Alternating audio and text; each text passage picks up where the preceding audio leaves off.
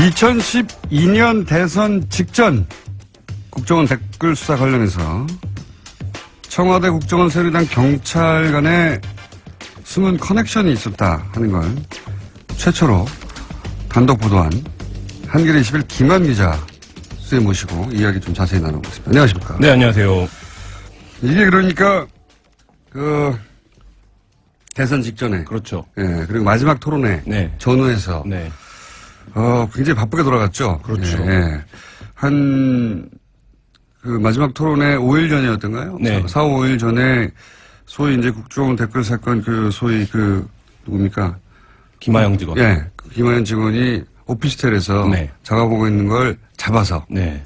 처음으로 이제 밝혀졌는데 이걸 경찰이 수사를 했죠. 그렇죠. 수사를 했는데 대선 마지막 토론회 날 네. 여러 가지 일들이 있었습니다. 네, 일단 그 얘기를 해주세요. 무슨 일이 있었는지. 기억을 대선에 대해서.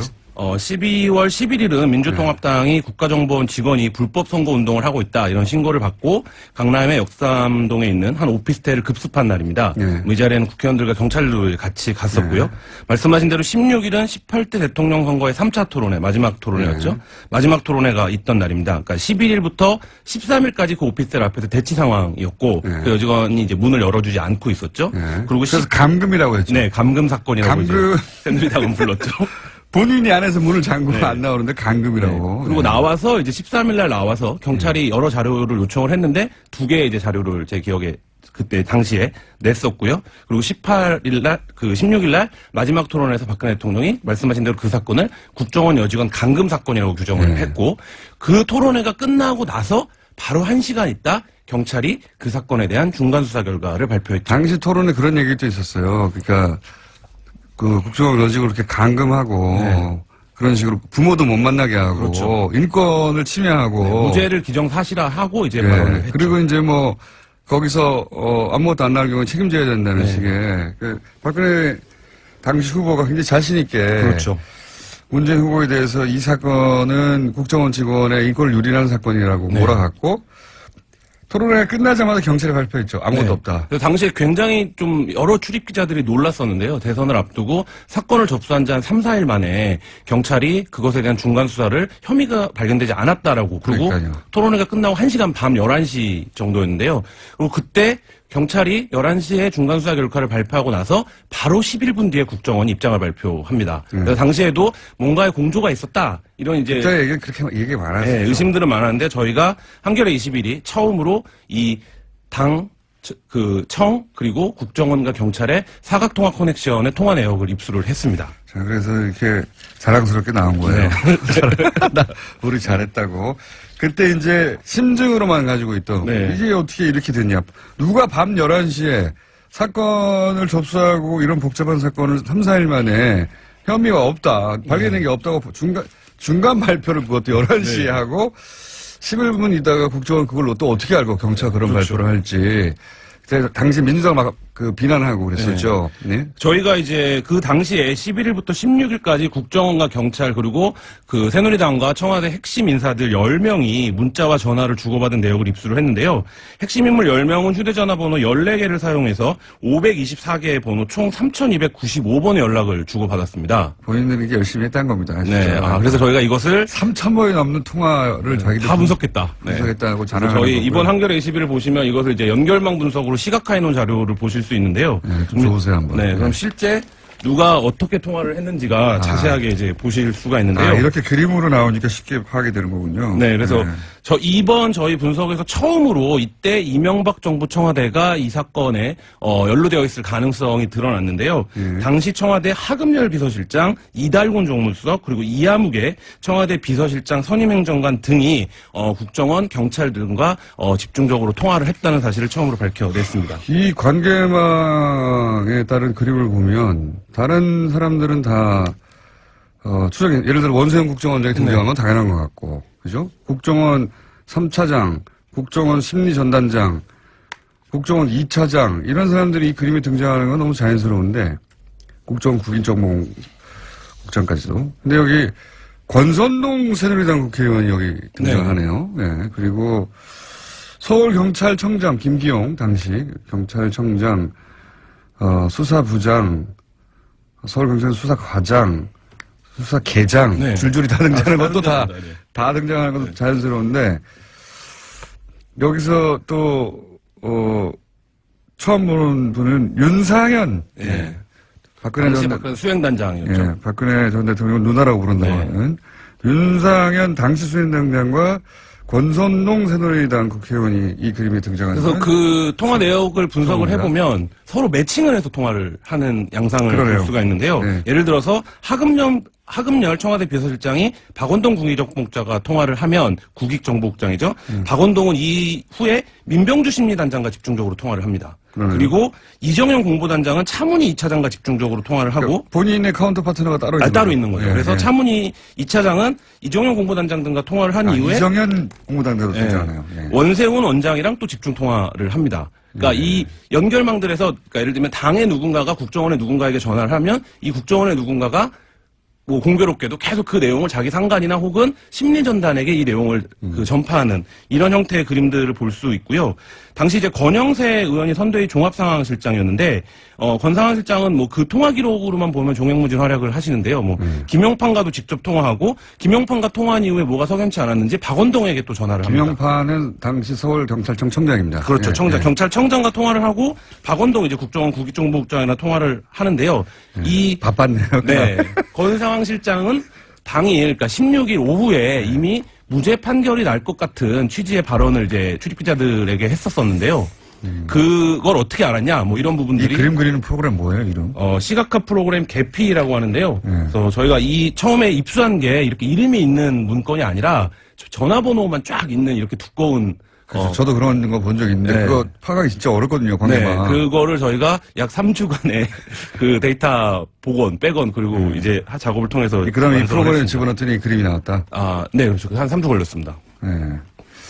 이게 전문용어로 노가다, 네. 막노동의 결과물이네요, 정말로.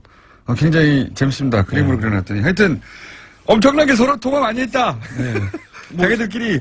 예. 뭐, 6일 동안 6차례 통화를 아침, 저녁으로 전혀 통화를 해야 되지 않아도 되는 사람들이 네. 통화를 한 적 있고, 뭐, 하루에 5-6차례씩 집중적으로 통화를 한 적도 있고, 뭐, 그런데요. 근데 저희가 분석을 해보니까. 정무가 경찰청장한테 전화하는 건 자연스러울 수 있는데, 정무가 국정원에 전화하는 건 그렇죠. 말이 안 굉장히 되거든요. 이상하죠. 거기는 근데- 민정 관할이기 때문에, 뭐 그런 식의 네. 서로 연락할 일이 없는 사람들이 계속 통화를 합니다. 예. 열심히 많이 통화했네요. 그래서 이달곤 정무수석이 국정원 차문희 2차장과 여세 동안 6차례 통화를 했는데요. 그러니까 이게 시간이 재밌습니다. 사건이 벌어진 날 밤 10시 14분, 10시 23분 통화를 하고요. 12월 14일에도 9시 26분, 10시 4분에 2차례 통화를 하는데 모두 이달곤 정무수석이 전화를 거는 겁니다. 그러니까 이 상황을 놓고 보면 최소한 정보를 취합하기 위한 것이거나 수사 지휘를 하기 위한 것이라고 보여지면 최소한 이 당시의 수사의 주도권은 경찰이 아니라 국정원이 갖고 있었다. 이렇게 볼 수밖에 없는 그러네요. 상황입니다. 이 네. 그림 도표 따겠다면 화살표가 누구한테서 누구한테로 가느냐 네. 이것도 나오는군요. 열심히 잘하셨고요. 예. 네, 한겨레 11 보시면 이 그림을 자세하게 보실 수 있습니다. 여러 그림들이 있습니다. 제가 보실 필요 없이 자세히 말씀드릴게요. 혹시 구독할까봐. 정기 구독을 자. 부탁드리겠습니다. 하여튼 재밌습니다. 시각화해 놓으니까 한눈에 들어오네요. 네. 분석을 많이 하셨네, 진짜. 저희가 이제 시간과 장소 분석도 했는데요. 기지국 분석도 따로 있네요. 네, 기지국 분석도 굉장히 재밌습니다. 지도 위에 그려놓으니까 재밌네, 이거. 네. 아, 장소가 나오는데요. 예. 반경 500m면 한 100개 정도 이동통신 기지국이 있는데요. 네. 이 가운데 여의도의 정우빌딩이라는 곳에서 이 사람들이 모두 등장합니다. 거의 대부분의 사람들이. 근데 이 정우빌딩은 새누리당 대선 캠프 당사에서 한 140m 정도 떨어진 곳이에요. 그러니까 예를 들면 이 140m 반경에도 한 100여 개 이상의 당연히 이제 통신국이 있을 텐데 유독 다 정우빌딩으로 잡힌다는 거죠.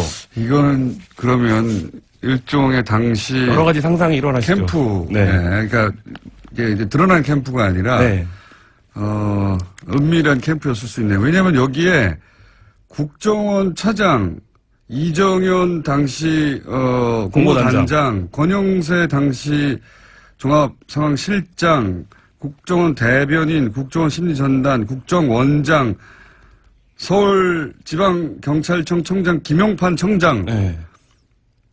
그러니까 국정원 직원과 경찰청장과 새누리당 의원과 캠프의 인사들 이 다 모인 거죠? 네, 그렇죠. 그래서 저희가 이 통신기록 수사 전문가인 현직 경찰에게 이것을 어떻게 판단하겠느냐라고 이제 물어봤는데 일단 그 정보가 부족하다. 왜냐면 이 앞뒤로 통화를 어디다 했는지를 확인을 해봐야 된다. 일단 다 모였잖아, 자기들끼리. 그렇죠. 근데 이 정도 기록이면 의지가 있으면 바로 수사를 해볼 수 있는 단계라고 자기는 본다. 이건 안가 같은 것이 있었거나, 네. 아니면 비밀 캠프가 있었구나. 비선 캠프, 비밀 캠프일 수밖에 없어요. 왜냐하면 경찰청장과 국정원의 고위 간부와 새누리당과 캠프의 인사들이 한꺼번에 모였으니까요. 그렇죠. 그럼 뭐 국정원 측에서는 거기에 국회 관련된 무슨 회의가 있었다 이런 식으로 이제 해명을 하고 있는데 제가 보기에는 확인이 필요해 보입니다. 국정원 아지트였을 수도 있겠습니다. 국정원 인사들이 더 많네요. 국정원이 당시에 뭐 국회 정보위원회가 거기서 열렸다거나 이런 부분들을 뭐 추가적인 확인이 필요하긴 한데요. 국정원이 대선 기간에 여의도에 사무실을 운영하는 것도 사실 비정상적인 상황이긴 하죠. 그림을 그리는 게 재밌네요. 그 외에 또 특별한 장소 있나요? 또 한 가지 장소가 드러났는데요. 종로구 창성동 청와대 부속청사 주변입니다. 여기서는 대통령 비서실과 경찰, 국정원의 핵심 인물들이 모두 통화 기록이 잡혀 있는데요. 예를 들자면 12월 10일 아침 청와대 부속청사 기지국에서 하금열 대통령 비서실장이 박원동 국정원 국익정보국장에게 전화를 걸었는데 이 전화를 건 이후에 그 원세훈 국정원장, 하경준 국정원 대변인, 김용판 경찰청장에게 같은 기지국에서 전화를 잇따라 겁니다. 그리고 김용판 청장도 여기서 이제 발신이 잡힌 적이 있는데 청와대 부속청사는 그렇다고 치고요. 이 지도에 나와 있는 대한건설에서는 왜 김용판, 원세훈, 하금열 이런 분들 국정원장과 경찰청장과 대통령 비서실장이 왜 여기 대한건설에서 건물에서 네. 이걸 왜 대한건설이 무슨 관계가 있나요? 김용판 총장은 자기가 거기다 왜 잡혔는지는 모르겠다. 근데 뭐 자기 집에서 전화를 걸면 거기서 거짓말 한다. 뭐 이렇게 해명을 하긴 했습니다. 네. 자기 집에서 전화를 걸면 대한건설에서 근처에 어디에 사시나 봐요. 그래서 자기 어디로 구체적으로 잡히는지 모르지만 그러면 기지국 발신까지 원세훈 원장도 거기 근처 삽니까? 모르겠습니다. 김용판 청장 그리고 하금열 비서실장도 거기 살고 다 거기 기자가 살아요? 수사권을 갖고 있지 않기 때문에 수사가 필요한. 이거 굉장히 재밌습니다. 네. 이걸 지도에 표시하고 관계망을 그리고 통화 시간을 표시하고 통화가 누구에서 누구한테 갔나 이렇게 그려놓으니까 대략 네. 전체 구도가 이해가네요. 네, 그러니까 이 당시에 그 청와대 개입은 아직까지 이제 구체적으로 드러난 바 없는데요. 대통령 비서실장은 위로 보고하실 분이 한 분밖에 없잖아요. 그분에게 보고하기 위한 거 아니면 사실 문제를 알아볼 필요도 없는 분인데 이분이 직접 통화를 하고 국정원과 이분의 수행을 하는 비서실장의 비서 선임 행정관이 또 국정원과 집중적으로 통화를 하고 뭐 이런 대목들 좀 주목해서 보면 이 프로그램 검찰에 없나요? 검찰이나 있겠죠. 그리고 더 잘 아시지만 그 최동욱 검찰총장 당시에 이 통화 기록을 이미 검찰이 들고 있었습니다. 그래서 최동욱 총장 당시에 최동욱 총장은 이제 후에 퇴임하고 나서 이걸 제출하기로 된 걸로 알고 있었다라고 얘기를 했는데. 근데 제출이 안 됐다. 네, 근데 실제 최동욱 총장이 법원에 제출이 됐는지 안 됐는지 모르겠다라고 얘기를 했고, 이게 제출이 만약에 안 됐던 부분이라면, 공소 사실 관련된, 사실관계 확립에 좀, 다른 판단이 필요하다, 이렇게 이제 취지로 얘기를 하기도 했습니다. 그 심야의 발표 과정을 재수사할 수 있습니까? 공소시효가 남았나요? 공소시효 국정원법, 조금. 네, 국정원법 관련된, 예. 네. 그 상황으로 이미 김용판 청장은 무죄를 받았기 때문에 굉장히 당당한데요. 근데 그 당시에 이제 적용했던 혐의가 아니라 국정원법 위반 혐의로 지금 다시 좀 들여다본다면 충분히 처벌이 가능하다 이런 의견들이 많습니다. 이게 정말로 뻔뻔하고 엄청난 범죄인 것이 당시 국정원이 사실 무근 그렇죠.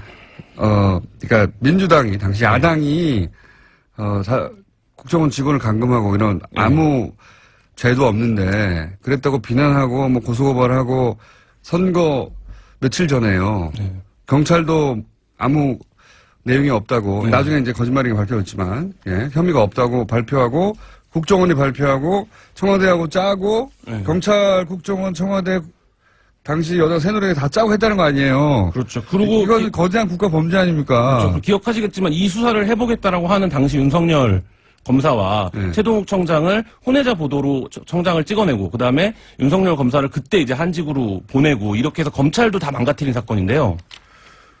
그러니까 이건 그냥 넘어가면 안 되는 거 아닙니까? 이 정도 거대한 범죄면 게다가 이거 얼마나 뻔뻔합니까? 지금 국정원이 나중에 밝혀진 걸 보면 이 댓글 사건이 밝혀지면 조직의 존폐가 그렇죠. 최근에 위태로운 사건이라고 하는 걸 뻔히 알고 있었는데도 불구하고 아무 죄 없는데 상대방한테 씌운 거 아닙니까? 아무 죄 없는데 우리한테 왜 이러냐고. 그렇죠. 그리고 그 당시에 그 중간 발표를 통해서 그 개뻔뻔이네, 개뻔뻔. 네.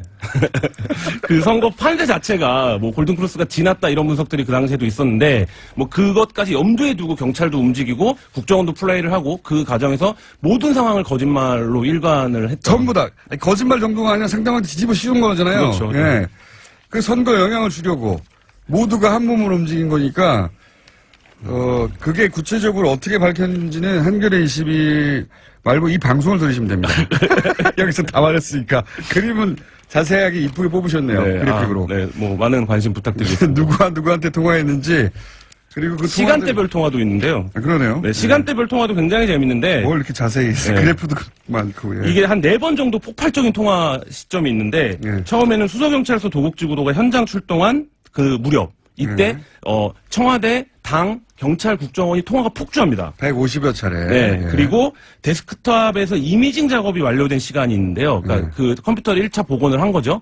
그 시간에 또 통화가 한번 폭주합니다. 140여 차례. 예. 그리고 메모장 파일이 발견이 된 게 이제 14일 밤 9시 반 무렵인데요. 역시 140여 차례. 예, 이때도 한번 통화가 폭주하고요. 그다음 디지털 분석 작업이 완료되고 경찰이 중간 수사 결과 발표를 확정 지은 밤 9시에서 11시 사이가 있습니다. 이 시간에도 굉장히 통화가 폭발적으로 이루어집니다. 그러니까 주요 시기, 경찰이 주요한 걸 하는 시기마다 폭발적으로 통화를 한다는 거죠. 기사가 논문과 도표도 많고, 예.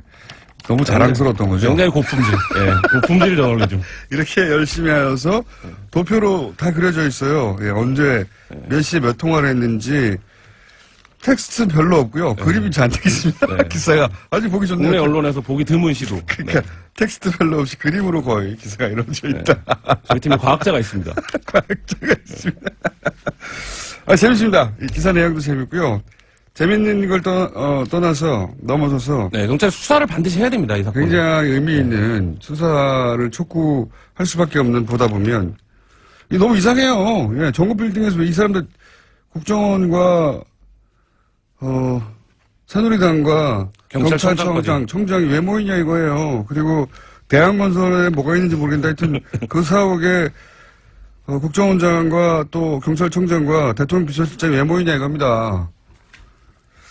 그렇게 통화를 한 것도 드러났고 고생하셨습니다. 네, 감사합니다. 지금까지 한겨레 21의 김한 기자였습니다.